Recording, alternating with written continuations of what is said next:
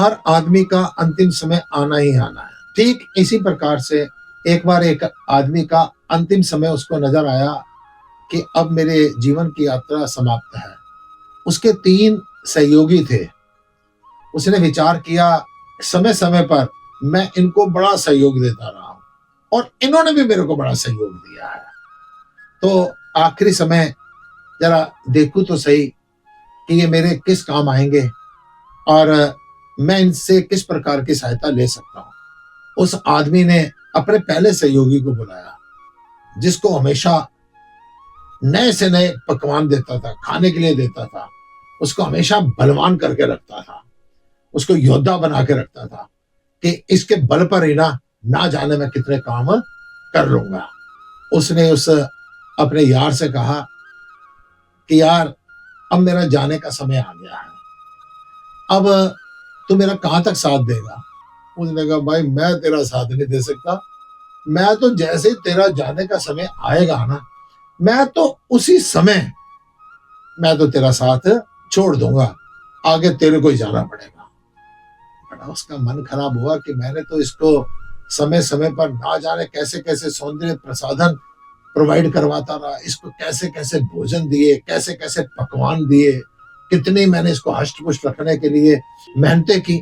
अब वो दूसरे सहयोगी के पास पहुंचा, जिसके बल पर उसने ना जाने कितने छल कपट किए थे, जिसको आगे करके बड़े काम उसके बल पर करता था। उसने कहा कि भाई, मेरा जाने का समय आ गया है, तो मैंने सारी जिंदगी तेरे को इस्तेमाल करके मैंने बड़े काम करवाए हैं, अब बता तू मेरे किस प्रकार की हेल्प करेगा। उसने कहा, भाई माफ कर, जैसे तेरी मृत्यु हुई मैं तो नया यार बना लूंगा, मैं कोई तेरा सगा नहीं हूं। हमारा तो अपना मूड है, हम तो जिसके पास जब तक रहते हैं, हमने तो नया यार बनाना है। उसने अपने तीसरे सहयोगी को बुलाया। उसने कहा, मैंने तुम्हारे लिए कितनी मेहनत की, मैं तुम्हारे से कितना प्यार करता हूं, इन 2 सहयोगियों ने मेरा दिल तोड़ दिया है। कम से कम आप बताओ, आप मेरा क्या सहयोग करेंगे, मेरा जाने का टाइम आ गया है। उस सहयोगी ने कहा, देख भाई, साथ में तेरे जा नहीं सकता, और मैं इतना जरूर करूंगा कि चल शमशान घाट तक ना तेरे साथ चलूंगा, वहां तक जाके तेरे को छोड़ आऊंगा। उसका दिल बड़ा टूट गया। इतनी देर में एक उसका चौथा सहयोगी था, जिसकी तरफ उसने कभी ध्यान ही नहीं दिया था। उसका ध्यान तो 3 सहयोगियों की तरफ था। चौथे सहयोगी ने कहा, भाई, जाने का समय कौन सा निश्चित है, क्या पता तेरे पास 1 दिन है, 2 दिन है, 4 दिन है, 10 दिन है, महीना है, लेकिन मैं प्रॉमिस करता हूं मैं तेरा साथ दूंगा। तू आज से मेरी बात माननी शुरू कर दे। तू जितना टाइम भी तेरे पास है ना, अगर तू मेरी बात मानेगा तो हो सकता है मैं तेरा इतना बढ़िया काम कर दूंगा, और प्रॉमिस करता हूं मैं तेरे साथ जाऊंगा। बड़ा हैरान हुआ कि ये इतना साधारण सा, इतना सिंपल सा, कि कोई तड़क नहीं, कोई भड़क नहीं, और ये बिल्कुल चुपचाप बैठा रहता है।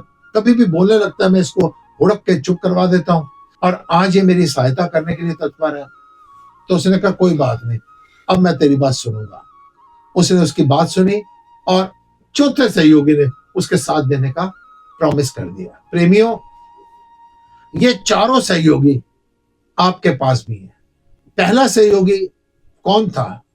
वो हमारा शरीर है, जिसको खिलाया, पिलाया, सौंदर्य प्रसाधन लगाए, हष्ट पुष्ट रखा, और ऐसे चमकता धमकता हमेशा सामने प्रस्तुत किया।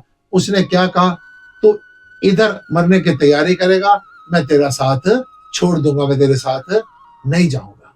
दूसरा सहयोगी कौन? जिसको आगे कर करके उसने कई काम करवाए थे, ना जाने कितने छल कपट किए थे उसके सिर पर, जिसने कहा था मैं उसी समय दूसरा यार बना लूंगा, वो आपकी धन दौलत है, जिसको आप पैसे के बल पर आप ना जाने कितने उल्टे सीधे काम करने की तैयारी कर देते हैं। उसने कहा, जैसे ही तुम मरेगा ना, मैं नया यार बना लूंगा। उसका दिल टूटा। तीसरा सहयोगी कौन है? वो आपका परिवार है। उन्होंने कहा, शमशान घाट तक तो तेरे को छोड़ेंगे, आगे जाने की कोई गारंटी नहीं है। चौथा सहयोगी कौन है? जिसकी तरफ कोई ध्यान ही नहीं देता, जो बिल्कुल शांत है, जो बिल्कुल आनंदित है, जो तड़क भड़क में नहीं है। वो आपकी आत्मा है, उसकी आवाज कभी सुनी ही नहीं है। अगर आत्मा की आवाज सुनोगे, वो आपको हो सकता है एक घड़ी, आधी से पुनः आध, वो इतने में ही आपके जीवन का परिवर्तन कर देगी। और आत्मा की आवाज जो है वो आपको कल्याण मार्ग पर आगे ले जाएगी। वो आपको सिखाएगी परहित सरस धर्म नहीं भाई। वो कहेगी आत्म कल्याण जैसा कोई कार्य संसार में नहीं है। वो दिखाएगी कि अहम ब्रह्मास्मि, तू ही परमात्मा है। तत्वमसि यानी कण कण के अंदर वो परमात्मा विराजमान है जो तेरे अंदर भी विराजमान है। वो आपके शुभ कर्मों के माध्यम से आपको सिर्फ यहीं तक साथ नहीं देगी, आत्मा आपको परलोक में भी साथ देगी। इन चारों यारों का ध्यान रखना। शरीर को जितना मर्जी हष्ट पुष्ट रखना, लेकिन इसने साथ नहीं देना है, यही बोझ बन जाता है। पैसे के बल पर उल्टे सीधे काम करने छोड़ दो, क्योंकि इस पैसे ने 1 मिनट के अंदर दूसरा यार बना लेना है।